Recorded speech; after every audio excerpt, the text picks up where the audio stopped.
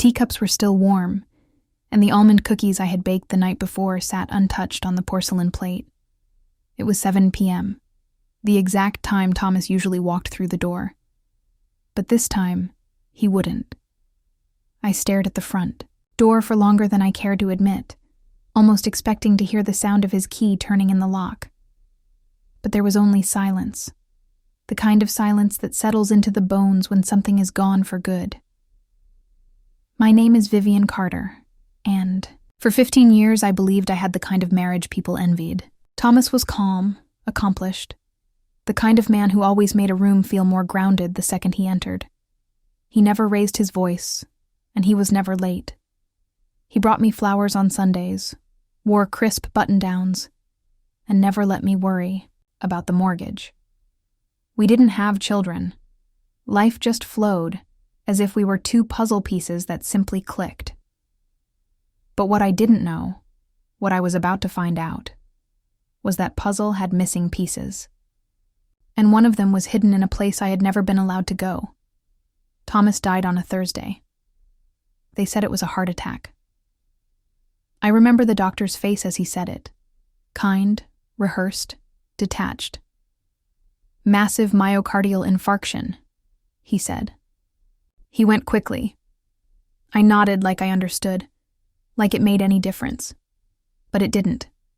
Not when you've just lost the only person you thought truly knew you. The funeral was a blur of black clothing, polite condolences, and unfamiliar faces telling me how wonderful my husband had been. I clung to Claire, my best friend since college, who kept handing me water I didn't drink and food I couldn't swallow.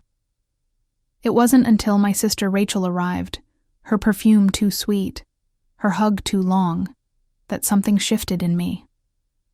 "I'm so sorry, sis," she whispered, her voice just a bit too smooth. Thomas was like a brother to me. I wanted to believe her, but something in the way she looked at me. It wasn't grief. Later that evening, as she poured herself a drink in my kitchen, she said, "Hey, I know it's not the time, but Thomas loaned me money. I was hoping to get that settled now that you're taken care of." I stared at her. "What money?" I asked. She blinked, then smiled like I was being silly. "Oh, I guess he never told you." Something inside me twisted. That night, I couldn't sleep. I kept walking through our house, touching the furniture like it could tell me something. The bookshelves, the polished floors, the framed wedding photo that suddenly felt like it belonged to strangers. That's when I saw them. Thomas's keys still sitting on the hallway table. I picked them up, and there it was. The key I was never allowed to use, the one shaped differently than the others. The key to his garage. I had asked about it once, years ago. "There's nothing interesting in there," he had said, smiling. "Just tools, grease. You wouldn't like it." I didn't press. I never pressed. That was our marriage. Easy, comfortable, and full of quiet spaces I wasn't supposed to enter. But now, I had nothing to lose. The next morning, I drove out to the garage. It was in the old industrial district, behind a row of crumbling buildings, with rusted roofs and weeds curling through cracked asphalt. Not exactly the kind of place you'd expect a man like Thomas to keep anything, but he came here once a week, every Thursday, like clockwork. I never questioned it. The metal door was heavier than I expected. The key turned with a reluctant groan, and for a moment I stood there, afraid of what I might find on the other side. It smelled like dust and oil. I reached for the light switch, and then I froze. It wasn't a garage. It wasn't tools or boxes or car parts. It was a shrine to a life I never knew existed. I took a slow step inside. The fluorescent lights flickered to life overhead, casting a pale glow over the strangest room I had ever seen. The walls were completely covered in photographs, news clippings, hand-drawn charts, and travel maps. On one wall, dozens of printed. Photos were pinned in neat rows, like some sort of obsessive collage, and every single one of them had Thomas in it. but not the Thomas I knew. In these pictures, he wasn't wearing his usual tailored suits or polished demeanor. He looked different, relaxed, in worn jeans, casual shirts, and with messy hair. His face was softer, his posture less guarded, and in almost every photo, he was standing beside a woman, the same woman. She was beautiful, younger than me by at least 10 years, with dark hair and sharp, intelligent eyes. They were close, too close. Her hand on his arm, his face turned toward her with a smile I hadn't seen in years. In one photo, they were at the beach, another at a ski lodge, then one at a candlelit dinner. There were timestamps handwritten on the back of some of them. 7 years ago, 5, 3. One was from just a few months ago, August 2024. That one stopped me cold because on that day I was at home cooking his favorite meal, waiting for him to return from a client meeting. And now I was looking at a photograph of him sitting beside this woman and a man in his early 30s. The three of them were smiling like a family. There was a name scribbled faintly on the back in Thomas's handwriting. Isabel and Logan, August 2024. My knees buckled. I reached for the metal desk in the center of the room to steady myself. That's when I saw the papers. Files stacked high. Bank transfers, corporate records, letters from overseas firms, tax documents that didn't match anything I knew about his business. And in one folder, a medical report. My eyes scanned the header. Crescent Heart Institute. It was dated less than 2 months ago. I found Thomas's full name printed at the top, followed by a diagnosis I could barely pronounce. Ischemic heart disease, stage 3, risk of cardiac arrest. He knew. He knew he was dying. He knew. And instead of talking to me, instead of preparing me, instead of even hinting at the truth, he spent his last days building some secret world with another woman, another life, another child, because that's what the young man in the photo had to be. Their son. My stomach turned. 15 years. 15 years I stood by him. And now the man I buried wasn't my husband, not really. He was a stranger who had looked me in the eye the night before he died, handed me a velvet box with a sapphire necklace inside, kissed my cheek, and told me, "You're the only one for me." I staggered back toward the door. I couldn't breathe. My chest felt tight, my mind spinning. What was I supposed to do with this? Who even was I now? A widow? Yes, but of whom? That's when I heard it. Footsteps. Soft, hesitant, like someone didn't want to be heard. I turned around fast, heart slamming against my ribs, and standing in the open doorway was the young man from the photo. Same dark hair, same sharp jawline, same intense, unreadable eyes. His voice was calm when he spoke, but my pulse pounded in my ears too loudly to really absorb the words at first. "Vivian Carter?" he asked. I didn't answer. "I thought you might come here," he said. "I'm Logan Myers." He stepped inside slowly. Thomas Carter was my father. And just like that, the floor disappeared beneath me. I don't remember what I said. First, maybe nothing. Maybe I just stood there, gripping the edge of the desk like it was the only solid thing left in the world. Logan stepped forward, calm but cautious, like he knew this was fragile territory. I stared at him, not just seeing him, but searching. There was no doubt. His eyes, they were Thomas's. Same intense gaze, same silence that said more than words ever could. You're really his son," I finally managed to whisper. "Yes," Logan replied without hesitation, "and I'm sorry. I never wanted you to find out like this." "How long did you know about me?" I asked, my voice barely above a breath. "My whole life," he said with no trace of apology. He didn't tell me much, Only that he was married, that you didn't know about me. He kept us very separate. My mother, Isabel, respected that. She never wanted to interfere. But after she passed away last year, things changed. Passed away. So now she was gone too. Just like Thomas. I sat down in the dusty chair near the desk. My legs couldn't hold me up anymore. "Why are you here?" I asked. "Why today?" Logan reached into his backpack and pulled out a folded document, yellowed at the edges. He held it out, and I hesitated before taking it. "It's a draft of a will," he said. "Unfinished, unofficial. My father gave it to me 2 weeks before he died. He said the official one would go to you, but this was just in case." I unfolded the paper, and there it was. Thomas's handwriting, steady and familiar, looping across the page like it always had on birthday cards and dinner notes. It wasn't notarized, just scribbled lines dividing assets. Mention of Logan, a reference, to a company I'd never heard of, Mercury South Holdings, and one more thing. Access to remaining documents secured in office vault. Code linked to personal item gifted to V. I froze. A personal item gifted to me. The necklace. The sapphire necklace he gave me just 2 nights before he died. That wasn't just a gift. It was a key. I touched my collarbone instinctively, though the necklace wasn't there. I had left it at home, tucked in its box because it felt too heavy to wear. Now it felt even heavier. "What is Mercury South Holdings?" I asked, still scanning the document. Logan took a breath. "One of his private firms.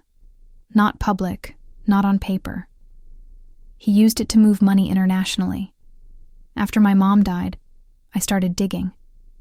There were transfers I couldn't trace, offshore accounts. In my name, I never opened.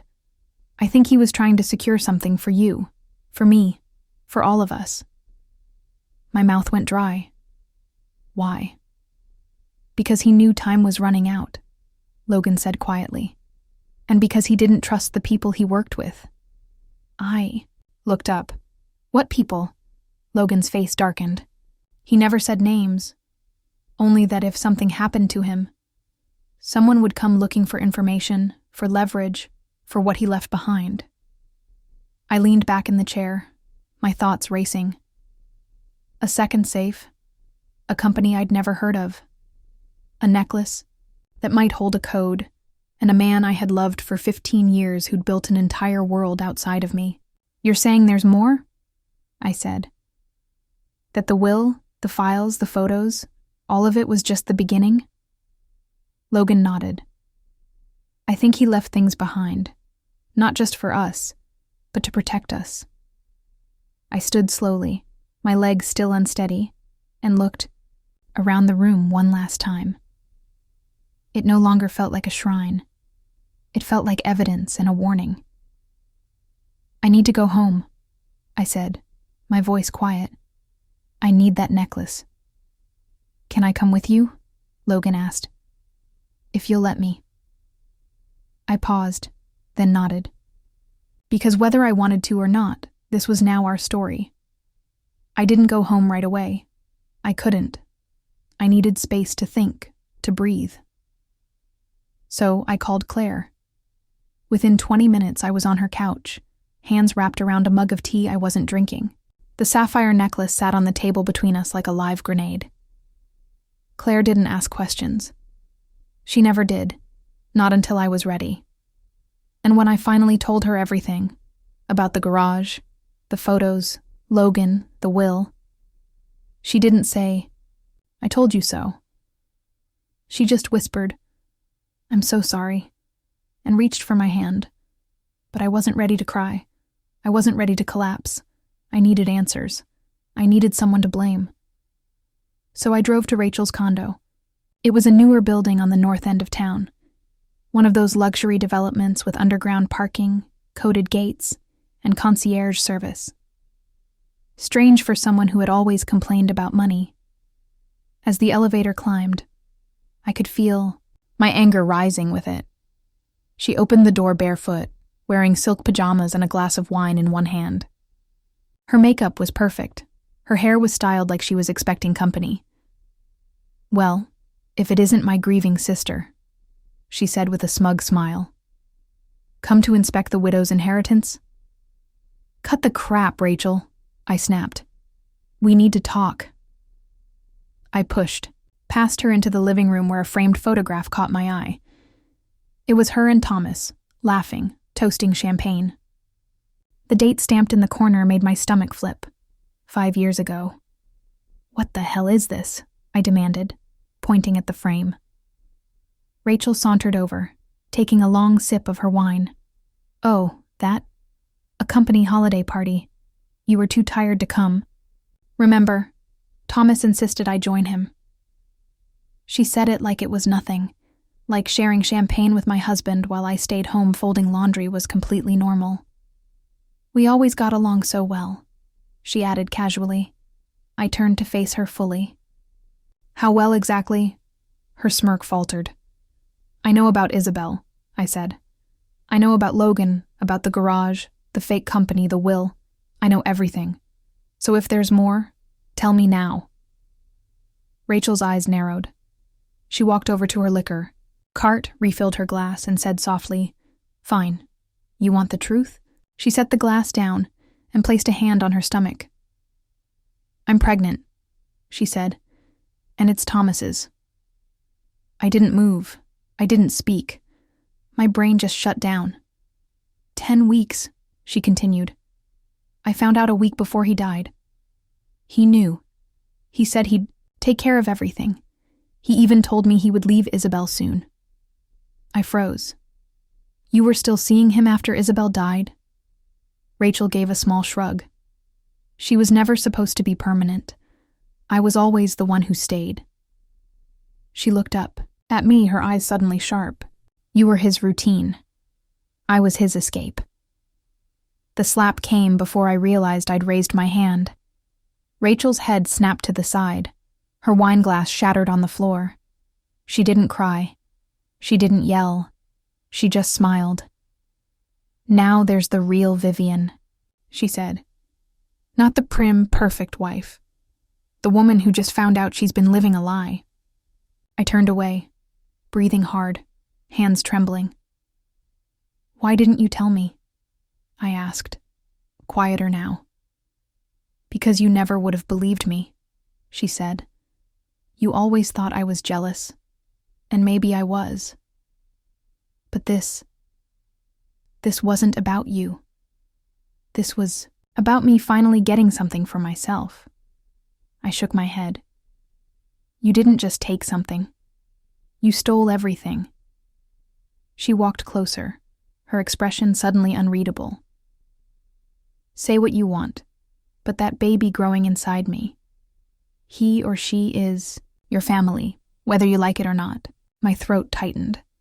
I wanted to scream, to break things, to rewind time. But instead I said, "I'll honor what Thomas left in his will. Not for you, for the baby. Because they didn't ask for this mess." Rachel blinked. Her voice softened for the first time. "You mean that?" "I don't know what I mean," I whispered. "But I know this. I need to leave." I walked toward the door, ignoring the glass crunching under my shoes. My fingers trembled as I grabbed the handle. Ignoring Rachel's silent presence, I didn't go home that night. I couldn't bear to step into that house with its carefully arranged dinnerware and untouched bed. Instead, I returned to Claire's, clutching the sapphire necklace in my fist like it might burn a hole through my skin. She didn't ask where I'd been. She just opened the door, looked at my face, and said, "You need sleep." But I couldn't sleep. Not when every room in my mind was crashing inward. The next morning, Logan picked me up in his car. Claire came too. "You're not going into your husband's secret vault without backup," she insisted, tossing her coat over her shoulder. Thomas's office. Thomas's office was in a high-rise downtown. He'd always called it just a satellite space when I asked, somewhere, to take private meetings, he said. I never once set foot inside. But Logan had a key card. I'm listed as a co-owner, he said, scanning us through security. The receptionist barely glanced up. Thomas had built a life so compartmentalized it never needed explaining. The elevator ride felt like years. At the 14th floor, Logan led us to a glass-walled office with cold, modern furniture and no trace of warmth. Not a single photo of me, no framed memories, just sleek surfaces, gray walls, and a subtle scent of cologne I hadn't smelled before. The safe's behind that. Logan pointed to a large abstract painting mounted behind the desk. I reached into my bag and pulled out the necklace. My fingers found the small clasp and I twisted it counterclockwise. Click. A hidden compartment popped open on the back of the sapphire pendant. Inside, a thin metal plate, no larger than a SIM card with numbers engraved along the edge. Logan took it carefully and slid it into the keypad on the safe. A low beep, then a soft whir. The door opened. Inside were stacks of documents, a sleek, black flash drive, a small wooden box, and a single silver key attached to a tag that read, Bank Safe Deposit, Federal Trust. Logan pulled out the documents. Contracts, transfers, financial statements. Some of these names, they're international banks. He wasn't just hiding money. He was moving it offshore, fast. I picked up the flash drive but didn't plug it in. Not yet. Then I opened the small wooden box. It was a ring, a simple gold band with a small diamond.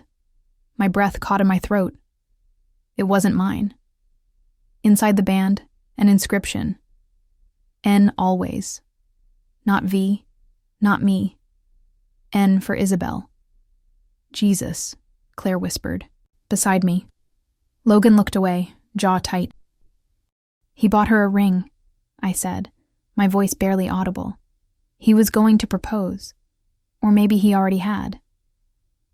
I couldn't move, couldn't speak, couldn't cry. Because there, in the cold silence of my dead husband's office, I realized the truth I hadn't dared name. He loved her. He might have loved me too in his own way, but her, she got the part of him that was real. The part that smiled in photographs, that vacationed, that laughed. And the rest? The rest was a performance. A polished husband with dinner at 7:00, roses on Sundays, and a safe full of secrets. Then Logan handed me a letter, folded neatly with my name on the front. I unfolded it with shaking hands. Vivian, if you're reading this, it means I'm gone. I'm sorry. I never had the courage to tell you the truth, to say out loud what I should have said years ago. I was selfish. I built 2 lives because I couldn't give up either. And in the end, it cost me everything. I loved you. I know that sounds empty now. Maybe it always was. But I did, in the only way I knew how. I wanted you to have peace, to be safe. That's why I left you the papers, the access, the truth. Use them how you see fit. Burn them, bury them, or expose it all. It's your choice now. Forgive me if you can. If not, I understand. Thomas. I stared at the page until the words blurred. Then I passed it to Claire. She read it silently, then handed it to Logan. He didn't say anything. None of us did. Because what was there to say? The man we'd all thought we knew had shattered like glass, and all we could do now was decide what to do with the shards. We left the office in silence, the kind that doesn't come from peace, but from the absence of anything left to say. Claire drove. Logan sat beside me, and I stared out the window, watching Charleston blur into a palette of autumn gray. My dead husband had lived a life I never touched.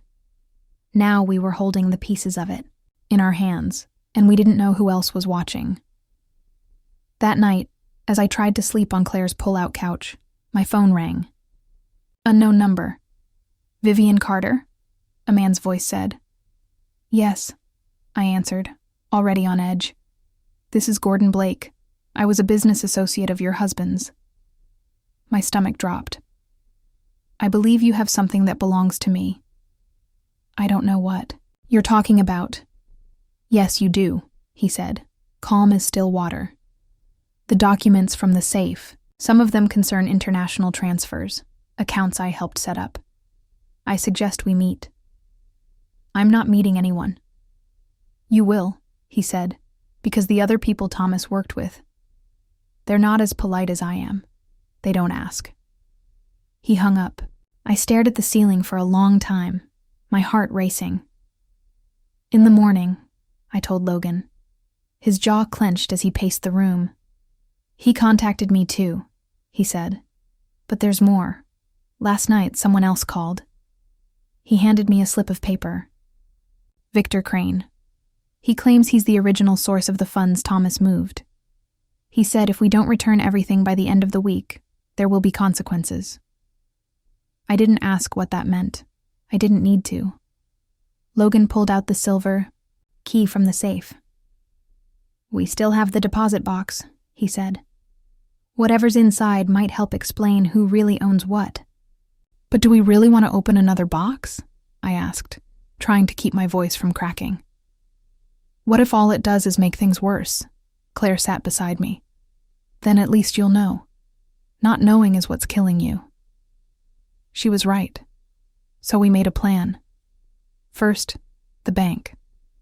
Then, if things still didn't make sense, we'd find someone who could tell us the truth. Thomas had to have had a fallback, a contact, someone who knew what the hell he was involved in. That's when Logan said, "There's a name my mother mentioned once, Edward Holloway, Dad's old college friend. She said he was the only one who ever told Thomas the truth, even when he didn't want to hear it." "Do you know where he is?" I asked. "I think so," Logan said. Mom had his address in Savannah. She kept it in a box of emergency contacts. So we drove, a 2-hour trip in silence, rain trailing down the windshield like streaks of memory. Savannah greeted us with oak trees and damp air, and the kind of stillness that only old towns seemed to carry. Edward lived in a tall brick house covered in ivy, like something pulled from a forgotten novel. He opened the door slowly. "You're Vivian?" he said without hesitation. "And you must be Logan. You knew we'd come?" I asked. He nodded.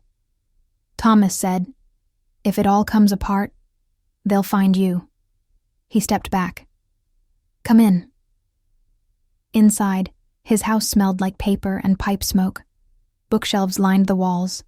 A piano sat in the corner, untouched, but polished. He motioned for us to sit, then disappeared into another room and returned with a sealed envelope. "He left this with me," Edward said. "It was only to be opened if both of you showed up together." I looked at Logan. He nodded. I opened the envelope. Inside was a short handwritten letter and a second will. This one was different. It named the child Rachel was carrying. It assigned 25% of Thomas's private savings, offshore unspecified, to the child once they turned 21. I felt the blood drain from my face. He planned for everything, even this. And with that, I realized we were standing at the center of a storm Thomas had built brick by brick. And now it was on us to survive it. I stared at the will again, at the name. Unborn child of Rachel Carter. 25% to be held in trust until age 21. It wasn't the money that stunned me. It was the precision. Thomas had planned this, all of it. Even after death, he was still 3 steps ahead. Why would he name the baby, but not Rachel? I asked Edward. Because he trusted the child, Edward said gently, not the mother. Logan shifted in his seat. This changes everything. It means Rachel can't touch that money. Not legally. I looked down at the second will again. And if she tries? Edward nodded toward the flash drive. Then you use that. From what Thomas told me, it contains detailed records of every transfer, every partner, every crime they committed to build this thing. If they push you, you push back. Claire exhaled beside me. You have leverage. For the first time since Thomas died, I didn't feel small. I didn't feel like the woman who'd been lied to, cheated on, and left with broken pieces. I felt like the only one left holding the blueprint, and that was power. Vivian. Logan leaned forward. I think it's time we stop reacting. We need to make a move before Gordon or Crane does. I nodded slowly. We go to the bank. We drove back into Charleston before noon. The Federal Trust Building sat nestled between a law office and a historic. Discreet and unassuming, the kind of place you'd walk by 100 times without noticing until it mattered. Claire stayed in the car. Just text if it gets weird, she said. And if they don't let you in, cry. Nobody says no to a woman crying at a bank. Logan smiled at that. I didn't. Inside, the vault manager looked at the silver key, checked my ID, and raised an eyebrow. It's been years since anyone accessed this box, he said. It was registered under a corporate shield, Mercury South Holdings. He led us into the basement, past layers of security doors and concrete. The air grew colder, the silence thicker, and then we were alone with the safe deposit box. He handed me gloves. Standard procedure, he said. We'll give you privacy. The door closed behind us. My fingers hovered over the lock. Ready? Logan asked. No, but I did it anyway. The key turned smoothly. The box slid out. Inside wasn't cash, no passports, no burner phones, no stacks of untraceable bills. Just one manila folder and a photograph. The photo was of Thomas, Logan, and Gordon Blake standing in front of a black SUV, arms crossed, laughing, and behind them, Victor Crane. I stared at the photo for a long time. They weren't just business associates, I said. They were a team.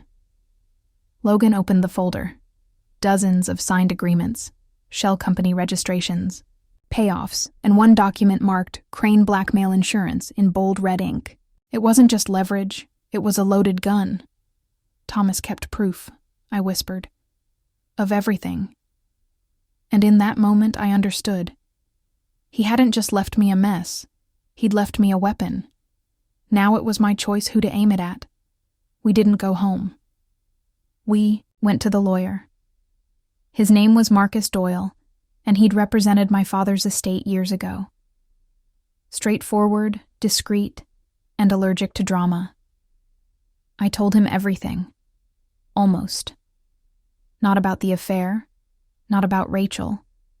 Just the parts that mattered, legally. The documents, the threats, the offshore accounts. He didn't blink. Do you want to press charges? He asked. No, I said. I want insurance. He nodded. Then we'll copy everything, digitally and physically. Store backups in 3 locations.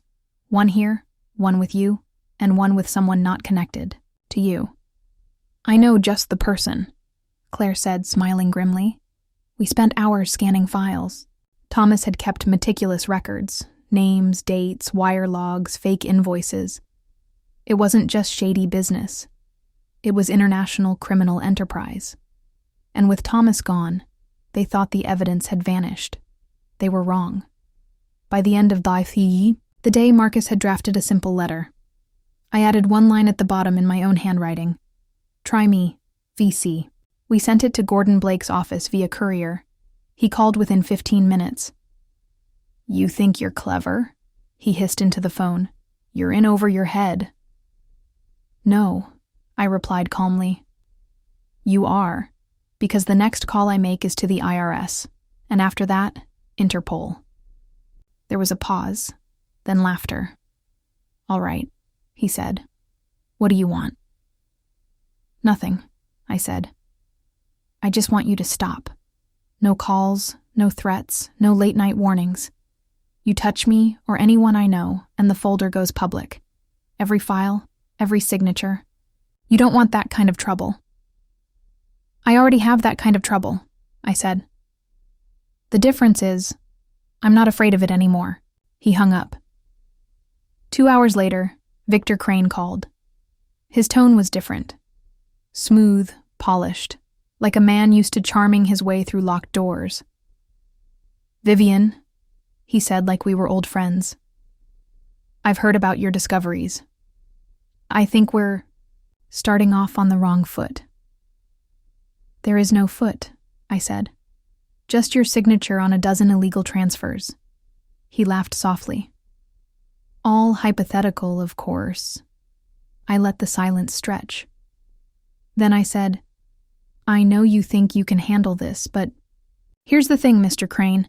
I have no reputation to lose, no company to protect. I have nothing left of the life I knew, and that makes me very, very dangerous." That shut him up. I ended the call. Logan and I sat on Claire's porch that night, the flash drive in his pocket, a copy of the folder buried in the planter box behind us. Paranoid? Maybe. But when you've been lied to by the person you trusted most, paranoia starts to feel like survival. "I didn't know he was capable of all this," Logan said quietly.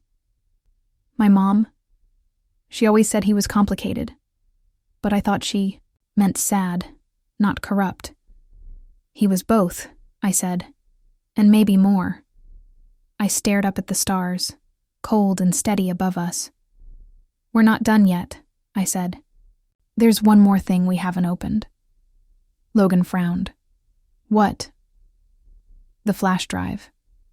The flash drive was small, black, unmarked, like it had nothing to say unless you asked the right way. We didn't open it that night or the next morning. It took me 2 days. 2 days of preparing myself for whatever truth was still waiting. 2 days of rehearsing my reactions as if practicing would make betrayal feel any less sharp. Logan sat beside me on the couch. Claire brought tea again. No one said a word as I plugged it in. A single folder appeared. For Vivian. Inside, one video file dated just 10 days before Thomas's death. My fingers hovered, then clicked. The screen went black, then flickered to life. Thomas, not the one I'd seen in wedding photos or seated across from me at dinner. This Thomas looked hollow. Eyes tired, shirt wrinkled like he hadn't slept in weeks. He leaned forward. "Vivian," he said, "if you're watching this, it means I didn't make it. Or maybe I ran out of time."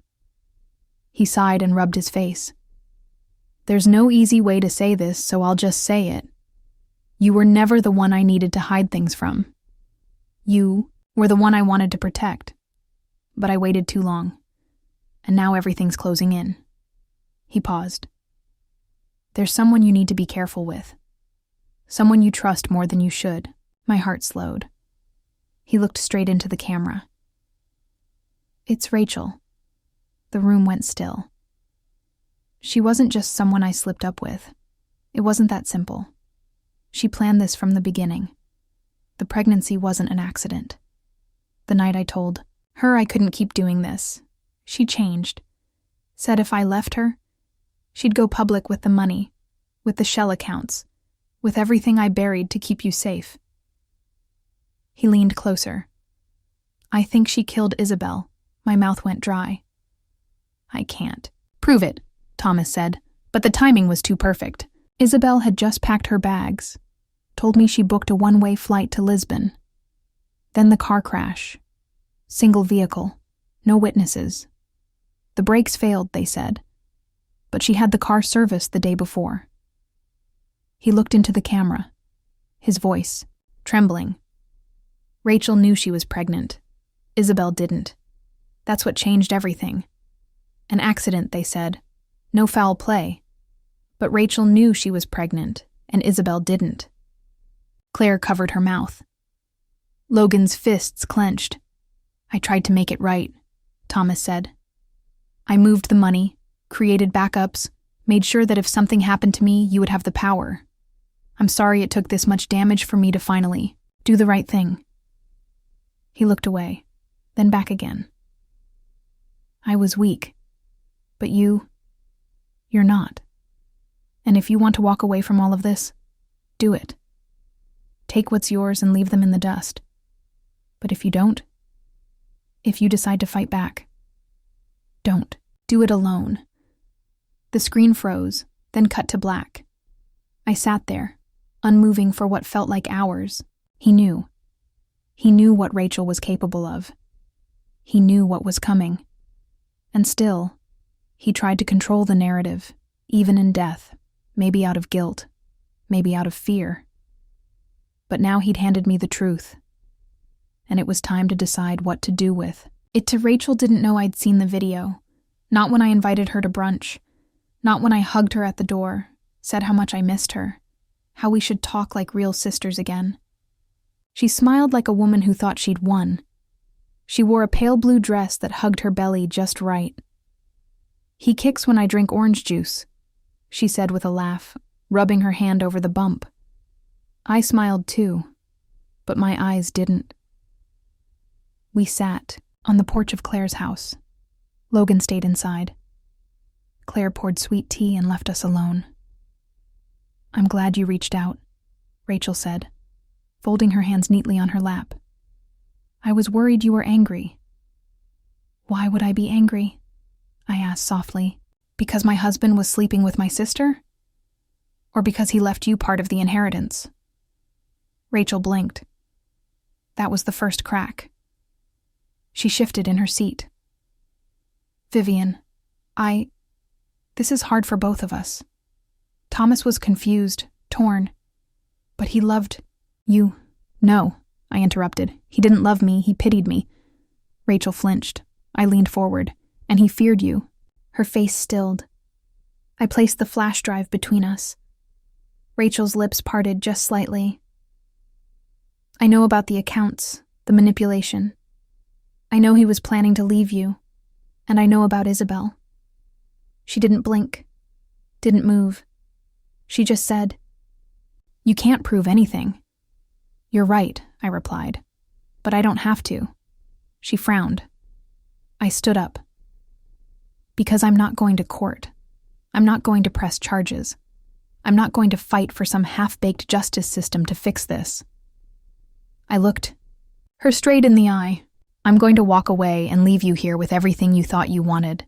The money, the child, the lies." Rachel stood up too. "You think that scares me?" "No," I said, "but it will." Then I turned and walked inside where Logan was waiting.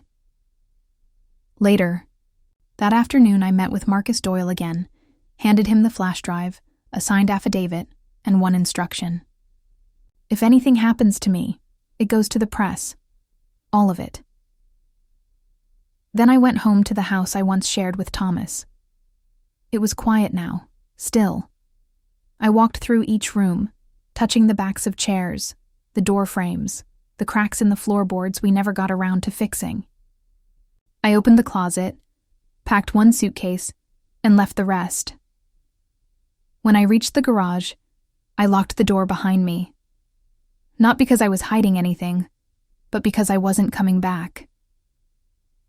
1 week later, I boarded a flight to Colorado. Fresh air, a new name on the lease, a tiny cottage near the mountains. No secrets, no safes, no more pretending. Just me, Vivian Carter, widow, survivor. Not the woman who was lied to, but the one who turned silence into a weapon,